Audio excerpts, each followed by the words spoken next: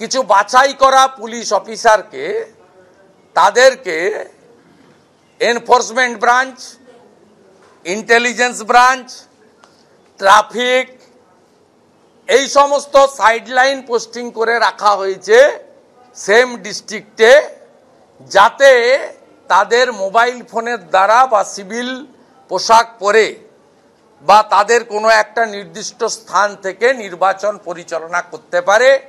ইতিমধ্যে 200-র বেশি এই ধরনের তথ্য আমরা জমা পেয়েছি, আমরা জমা দিচ্ছি না। এমসিসি চালু হলে ওটা আমরা দেব।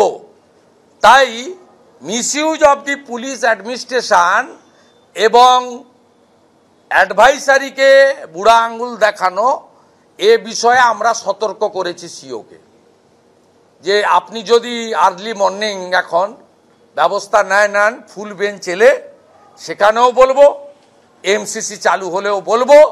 সাগরদিঘি এবং ধূপগুড়িতে আপনার হাতে কিছু ছিল না, অবজারভারদের হাতে ছিল।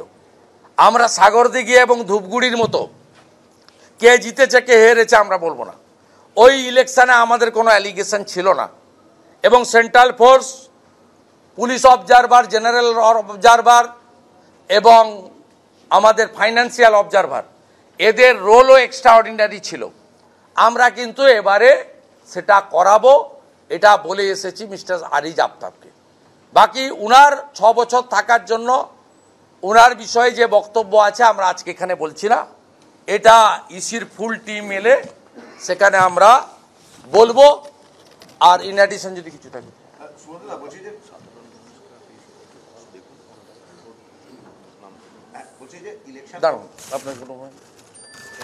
আমি আপনাদের মাধ্যমে এই রাজ্যের গণদেবতা জনতা জনার্দনকে অনুরোধ করব, আবেদন করব, দৃষ্টি আকর্ষণ করব যে কিভাবে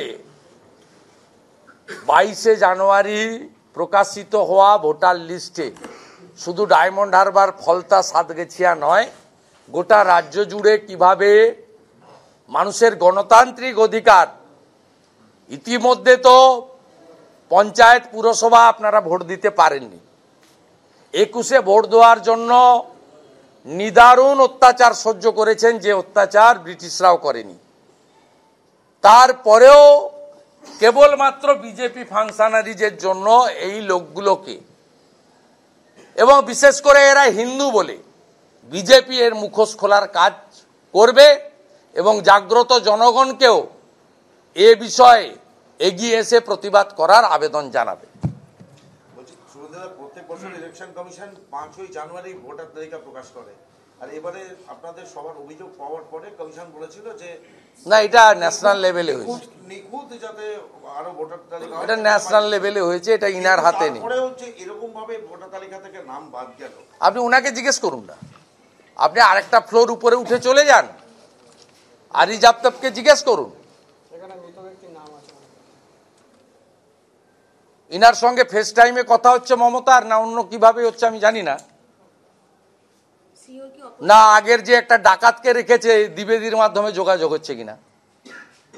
সব ডাকাতগুলোই তো আছে, আলাপন ডাকাত আছে, দ্বিবেদী ডাকাত আছে, কোনো ডাকাতই তো নবান্ন ছেড়ে যায়নি। না না, পলিটিক্যাল বায়াসড। চোর মমতা এবং তার ভাইপোকে রাখতে হবে। ভোটার ভোট দেবে না, শিডিউল কাস্ট, হিন্দু, মতুয়া, রাজবংশী, এদের নাম কেটে বাদ দিয়ে দাও। এরা ভোট দিবে না, এরা কেটে নাম বাদ দিয়ে দাও। জাহাঙ্গীর যাতে, ওনা আপনার মায়ের নাম রেখেছে বলুন, কাকিমা মারা গেছে তার নাম রেখেছে, এই ভোটটা জাহাঙ্গীর দিবে, এই ভোটটা জাহাঙ্গীর দেবে বলে ব্যবস্থা করে রেখেছে।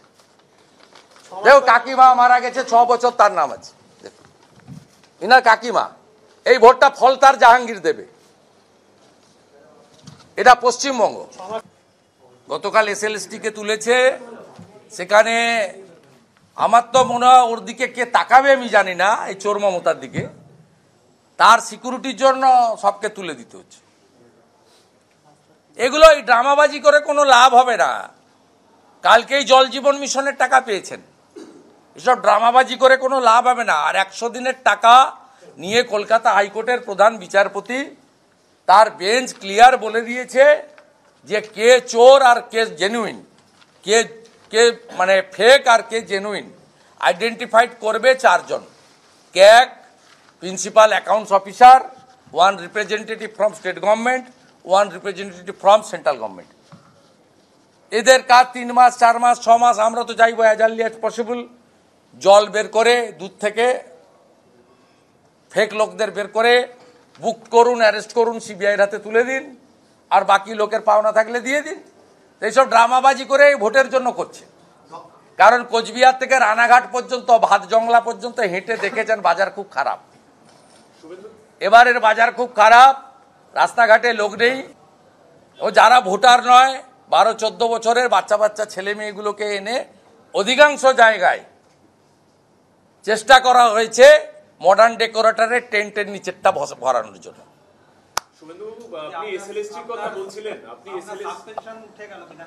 কি এমনিতেই উঠবে, আবার কে তুলবে? আমার কে তুলবে? এ তো আমি সুপ্রিম কোর্টে গেছিলাম, আমি হাইকোর্টে গেছিলাম।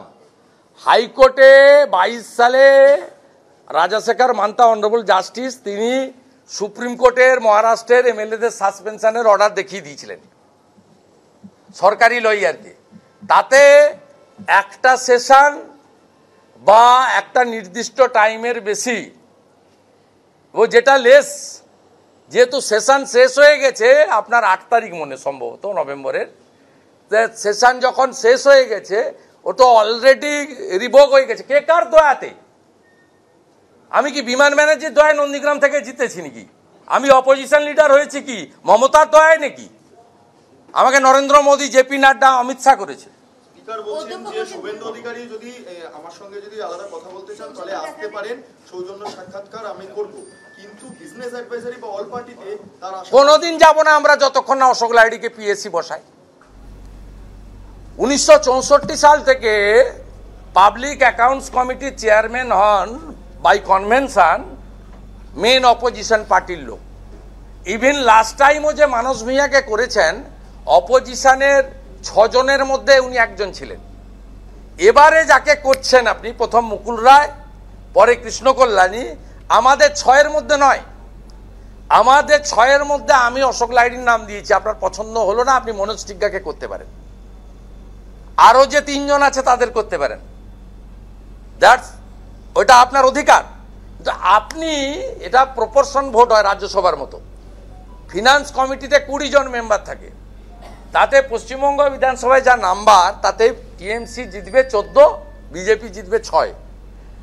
আমার 6-এর মধ্যে থেকে, বিজেপির 6-এর মধ্যে থেকে আপনি যে কোনো লোককে চুজ করতে পারেন, আমার প্রপোজাল রেকমেন্ডেশন নাও নিতে পারেন। তো আপনি কাকে করেছেন? আপনার 14-র মধ্যে একজনকে রিজাইন করিয়ে আপনার টিএমসির কোটা থেকে তাকে বিজেপি সাজিয়ে আপনি তাকে পাবলিক অ্যাকাউন্টস কমিটির চেয়ারম্যান করেছেন। আর মুখ্যমন্ত্রী, আমি অগ্নিমিত্রা পাল, অশোক লাহিড়ী, মনোজ টিগ্গার সামনে বলছে অশোক লাহিড়ীকে দিয়ে দাও, আমি রাজ্যের অর্থমন্ত্রী করব। মুখ্যমন্ত্রী আমাদের বলেছেন, এবং আমি একা তো নয়, আরো 3টে উইটনেস ছিল। যে মুখ্যমন্ত্রী অশোক লাহিড়ীকে অর্থমন্ত্রী করতে চান, সেই মুখ্যমন্ত্রী বা তার পরিচালিত বিধানসভা তাকে পাবলিক অ্যাকাউন্টস কমিটির চেয়ারম্যান করে না। আমরা 2021-এ 77 আসন নিয়ে জিতার পরে প্রথম অল পার্টি মিটিংয়ে যোগ দিয়েছি, প্রথম বিএ কমিটির মিটিংয়ে যোগ দিয়েছি। যেদিন অধ্যক্ষ এই ধরনের কাজ করেছে, রাজনৈতিক প্রভাবিত সিদ্ধান্ত, সেদিন থেকে আমরা যাইনি যতক্ষণ না অধ্যক্ষ এবং শাসক দল তার সিদ্ধান্তর পরিবর্তন করবে, ততদিন আমাদের পাবেন না। আর এরপরে আমরা সরকার চালাবো, আমরা ঠিক করব পাবলিক অ্যাকাউন্টস কমিটির চেয়ারম্যান কাকে করব। কিন্তু শাহজাহান এখনো ধরা পড়লো না, এজেন্সির কি সদিক? ঝাড়খণ্ডে মুখ্যমন্ত্রী ধরা পড়ে গেল, কিন্তু এখানে ঝাড়খণ্ডের মুখ্যমন্ত্রীকে ইডি ধরেছে, ঝাড়খণ্ড পুলিশ ধরেনি। আর শাহজাহানকে মমতা পুলিশ শেল্টার দিয়ে রেখেছে। শাহজাহানকে বাঁচিয়ে রাখতে হবে, অক্ষত রাখতে হবে, নইলে বসিরহাট লোকসভা জেতা যাবে না, বারাসাত জেতা যাবে না। শেখ শাহজাহান, শিবু হাজরার বিরুদ্ধে সন্দেশকারীর মানুষ রাস্তায় নেমে স্বতঃস্ফূর্তভাবে 2টো ঘেরি উদ্ধার হয়েছে, বাকিটাও উদ্ধার হবে। এবং আদিবাসীরা তারা নিজেরা উদ্ধার করছে। উত্তম সর্দারের জোর করে দখল করা 300 বিঘা জমি ঘেরি উদ্ধার হয়েছে, আরেকটা বড় ঘেরি আছে, ওটাও উদ্ধার হবে। একদম সাফ করব আমরা, গেঁড়ু কি করে তুলতে হয় জনগণকে দিয়ে দেখিয়ে দেবো।